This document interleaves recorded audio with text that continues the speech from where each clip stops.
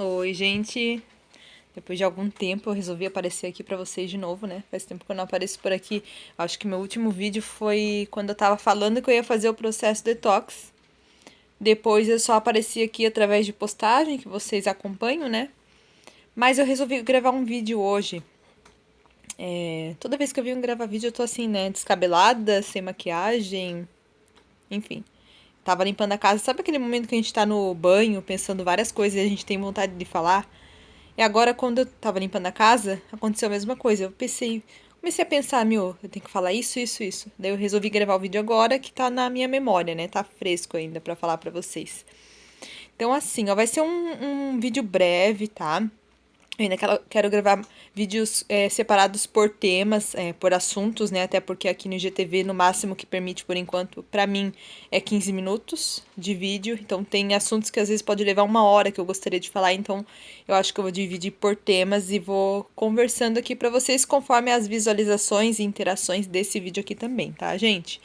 Então, a primeira coisa que eu queria falar pra vocês é que eu tô um pouco mais de um mês nesse processo detox e várias pessoas vieram me questionar o que que é esse detox. Se é aquele suco que a gente toma de manhã, um suco verde, o que que é o detox? O detox, gente, primeiro a gente tem que entender para que a gente está fazendo esse detox. Eu identifiquei em mim através de testes online com um médico, né, com um profissional, que eu estou no processo de síndrome fúngica, além de outras patologias que acabaram acometendo meu corpo, tá? Um deles é a síndrome fúngica. A síndrome fúngica, ela gera desbiose no nosso intestino e uma série de outros sintomas que eu já comentei aqui com vocês também, tá? Essa síndrome fúngica é um crescimento exacerbado de fungos no nosso intestino. Esse fungo ele é capaz de entrar na nossa corrente sanguínea através das toxinas. As toxinas liberam micotoxinas que ficam trafegando pela nossa corrente sanguínea e cada hora ela resolve atacar um tipo de órgão, um tipo de tecido, resolve aparecer um tipo de sintoma no nosso corpo, tá? Ou na nossa pele, ou no nosso emocional. Pois bem, fiz o teste, identifiquei que eu estava com a síndrome fúngica, iniciei o processo de detox. Primeiro, a parte de tirar certos alimentos. Um deles é o grupo do feijão, que é as leguminosas, que é o grão de bico, feijão, ervilha, lentilha. Esse grupo das leguminosas, porque elas fermentam no nosso intestino. Por mais que sejam alimentos bons, apesar de terem os antinutrientes, que a gente deve tentar eliminar o máximo possível desses antinutrientes para que a gente possa absorver os nutrientes que estão presentes naquele grão, ele fermenta. E por mais que essa fermentação seja boa, a nossa bactéria do intestino, as boas bactérias, elas estão em baixa quantidade porque a gente está no processo de síndrome fúngica, onde os fungos estão prevalecendo. Então, eles que iriam estar sendo alimentados com essa fermentação e não as nossas bactérias boas. Então, a gente tem que dar o mínimo de chance possível para o crescimento deles. A gente precisa primeiro eliminar o crescimento dos fungos para depois aumentar o crescimento das boas bactérias. Então, a gente elimina as leguminosas, o grupo dos cítricos. Por que os cítricos? Os cítricos, eles, quando a gente está com o intestino fragilizado, a imunidade baixa, eles acabam aumentando o processo de estamina do nosso estômago, do nosso intestino. A estamina é um processo alérgico que depois vira um processo inflamatório e como a gente está debilitado, a gente não pode dar chance para que esses processos ocorram, tá? Então, o grupo dos cítricos, o grupo das leguminosas. Segundo grupo, o das amêndoas, das nozes, do amendoim. Por quê? Eles são ricos em fungos, eles mofam. Pelo menos aqui na região onde a gente mora, quando a gente compra eles a granel, são alimentos altamente mofados, altamente com fungos. Então, se a gente for consumir, tem que ser de uma excelente procedência. Eles são mais caros, mas são de melhor procedência. Se você não tem como comprar, então não coma, não vai te fazer falta. Outro grupo que a gente tem que eliminar é o das farinhas, mesmo sendo farinha sem glúten. Ah, Thaís, mas eu tô usando uma farinha de arroz, um polvilho, uma araruta, ele não tem glúten, então não vai me fazer mal. Só que é uma farinha refinada. Tudo que é refinado é alimento para fungo. Fungo adora tudo que é refinado porque ele vira açúcar no nosso sangue. Então, carboidratos em geral, assim como o arroz branco, até mesmo o arroz integral. Porque Arroz integral tá lá no pacotinho no mercado por muitos meses. Por isso que ele está ali, porque ele tem maior probabilidade de ter algum tipo de bactéria. É industrializado, gente. Nada que é industrializado faz bem pra gente, tá? Tem as suas exceções, tem os seus momentos. Cortei então essa parte ali do arroz, mesmo que seja arroz integral. Milho, porque o milho também tem fungo e também porque ele fermenta. Tudo que for feito do milho, fubá, farinha de milho, tudo que for do milho, eu também cortei nesse período. Ainda não voltei a consumir a parte do milho, não, tá? O que mais? Açúcar, qualquer tipo de açúcar, gente. Açúcar é amigo de fungo, ele é alimento de fungo. Por mais que você use um stevia, o fungo não sabe diferenciar se você está usando açúcar bom ou ruim. Para ele, o sabor doce é o que interessa. Então, não vamos dar essa oportunidade para ele. Então, eu também cortei esse grupo, tá? Maçã. Maçã é um alimento que ele tem arabinose. A arabinose, ela também pode ser potencialmente alimentadora de fungo. Fungo gosta da arabinose. Por mais que ela tenha o ácido málico, que vai neutralizar um pouco dessa arabinose, a gente não pode dar essa chance de fermentação, porque maçã também fermenta, é feito vinho com maçã, né? É feito alguns fermentados com maçã. Vinho que eu digo ali é aquela cidra, né? Feita com maçã. Uva também é outro, porque se faz o vinho da uva. O suco da uva também, mesmo que seja o integral, não é aconselhado nesse período de detox, tá? Deixa eu ver se eu não tô esquecendo de algo. De frutas, eu acho que é mais a uva e a maçã e frutas que tenham fungos. Como a gente vai identificar essa fruta que tem fungo? Você já viu no mamão? A maioria dos mamão que a gente vê quando ele tá ali no processo de amadurecimento, eles têm uns pontinhos ali de bolor, de fungo. Isso quer dizer que o alimento inteiro está contaminado de fungo. Não é só aquela parte que você retira para não consumir. Assim como na banana, assim como no morango, que você vê um pontinho ali de fungo, não basta só cortar e comer o resto, porque o resto todo é a raiz do problema. Ele está todo contaminado. Então, a gente tem que evitar consumir frutas frescas, de preferência comprar frutas diariamente ou a cada 2, 3 dias, para que elas não fiquem muito tempo ali na geladeira criando fungos.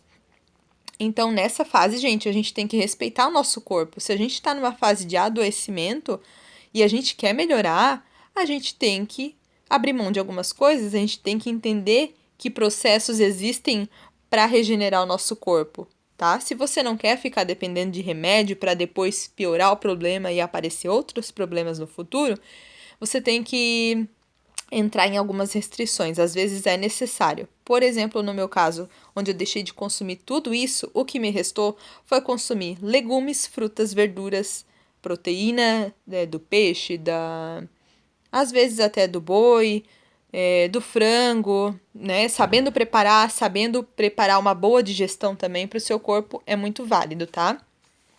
Então, eliminando esses alimentos, incluindo alimentos de verdade, alimento da natureza, que já era para a gente consumir há muito tempo, porque esse assunto que eu estou falando aqui não é novidade, ele já é estudado desde a década de 80, tá? Só que alguns médicos ali que acabam a faculdade, eles não procuram entender como é que funciona essa parte fisiológica, essa parte nutricional do nosso corpo, porque eles não aprenderam isso na faculdade. Então, só um médico que se interesse muito que vai correr atrás disso.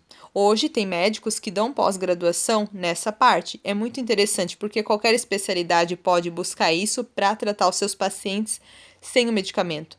Cada médico pode dar a opção de tratar com medicamento quem quiser, e quem quiser vai tratar através de terapia nutricional, através da boca, da nutrição. Então, eu acho muito válido para qualquer especialidade procurar se atualizar, porque na verdade não é uma atualização, porque já vem estudado há muitos anos, né? Mas no sentido de que atualizar o que já vem sendo feito hoje em dia no Brasil, que é aquela medicina tradicional onde o médico vê o sintoma e trata os sintomas e não a causa, né? Então, se você não tiver um bom suporte médico para isso, porque a maioria dos médicos vão falar que é bobiça, que é besteira, que isso não existe, que não é bem assim.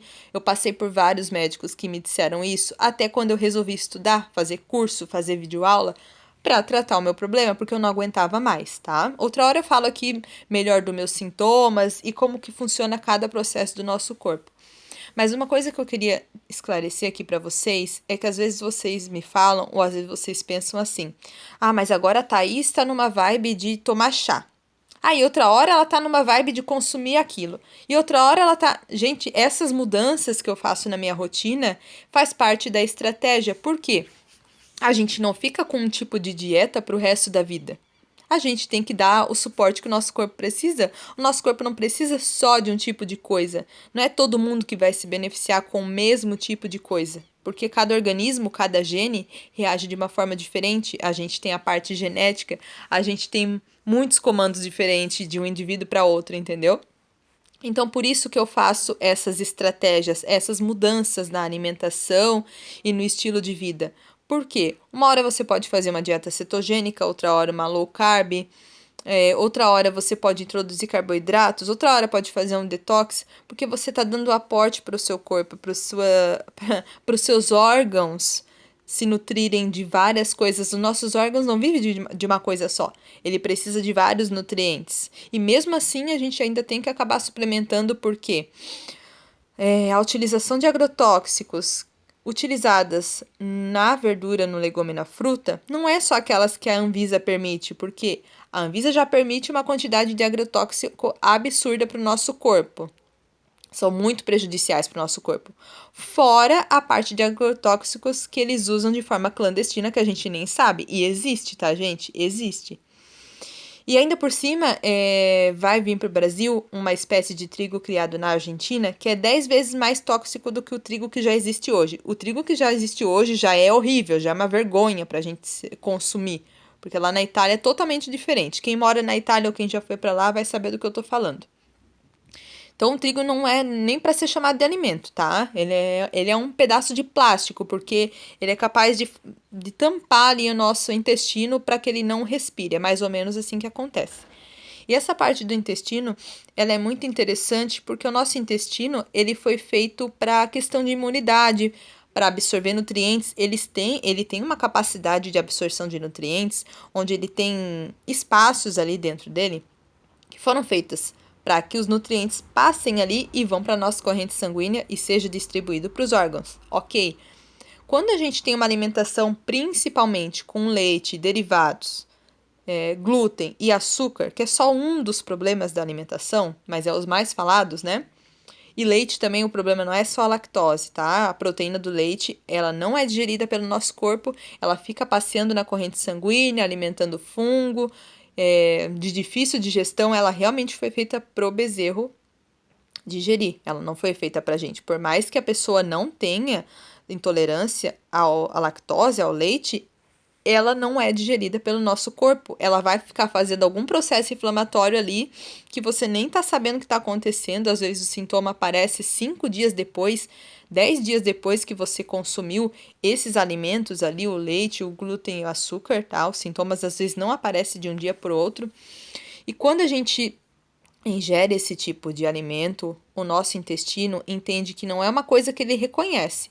Então, ele começa a produzir anticorpos que atacam, além dessas toxinas, atacam o nosso corpo como processo de proteção, porque essas toxinas, quando elas entram na corrente sanguínea, elas são capazes de se mutarem para parecer células saudáveis do nosso corpo. E aí acontece um processo de anticorpo atacando o seu corpo, até que quando o corpo está saturado de todo esse processo, aparecem as doenças autoimunes. Por isso, autoimunes, o processo imunológico de anticorpos produzidos pelo corpo pela alta quantidade de toxinas que a gente ingeriu. Ok. Além de tudo isso, a gente está alimentando os fungos, eles são capazes de se multiplicarem muito rápido, de criarem um biofilme resistente a medicamentos e a estratégias alimentares, e por isso que às vezes leva meses para a gente conseguir recuperar toda a nossa estrutura intestinal, toda a nossa velocidade para a gente recuperar a nossa permeabilidade intestinal. Imagina quantos anos que você está consumindo esses alimentos, às vezes de uma forma inconsciente, e quer que dentro de um mês aquilo ali acabe. Não é bem assim. Tem gente que leva 6 meses a 1 ano, tem gente que leva 1 ou 2 anos para se tratar. Vai depender muito do seu processo digestivo, do quanto que você deixou de consumir esses alimentos. Porque outra coisa também que eu quero falar para vocês, Nessa minha parte do detox não teve dia do lixo, não, gente. Não existe dia do lixo. Ai, dia de semana eu vou comer tudo certo ali nos 5 dias das semanas. Aí chega sábado e domingo, eu vou meter o pé na jaca, porque eu mereço, né? Eu me cuidei durante os 5 dias. Só que não é bem assim, gente. Quem realmente leva a sério esse processo de detox não pode dar o direito de ter o dia do lixo, infelizmente, tá? Eu digo aqui pra vocês.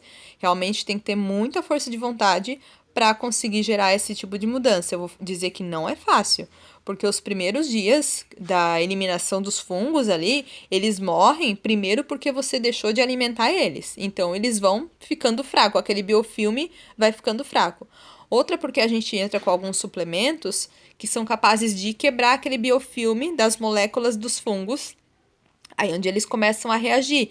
A morte, a eliminação dos fungos, libera muitos gases para a nossa corrente sanguínea, para o nosso corpo, que pode dar uma série de sintomas. Então, às vezes pode te dar uma febre, um calafrio, um pouco de ansiedade, muitos gases, diarreia, vários tipos de sintomas que o fungo pode provocar na sua eliminação. E também tem suplementos para que o fígado faça essa eliminação correta. Por quê?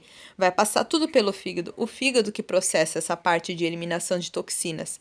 Às vezes a gente está com algum problema na pele e não se dá conta que é o nosso fígado tentando expulsar aquela toxina. Ele está saturado, ele acaba indo para a pele, porque o fígado tá ali cheio de tarefas para fazer e nunca acaba, nunca acaba. E você sempre está alimentando aquela toxina, ele precisa eliminar, é um processo de sobrevivência do nosso corpo, né? O nosso corpo é muito inteligente, ele quer sempre manter a gente vivo. Então, primeiro ele vai dar preferência para os órgãos vitais do nosso corpo para nos manter vivo, e isso vai acabar não sobrando os nutrientes ali para o cabelo, para a pele, para a unha, para os nossos acessórios, né? Que é a nossa aparência que a gente vê.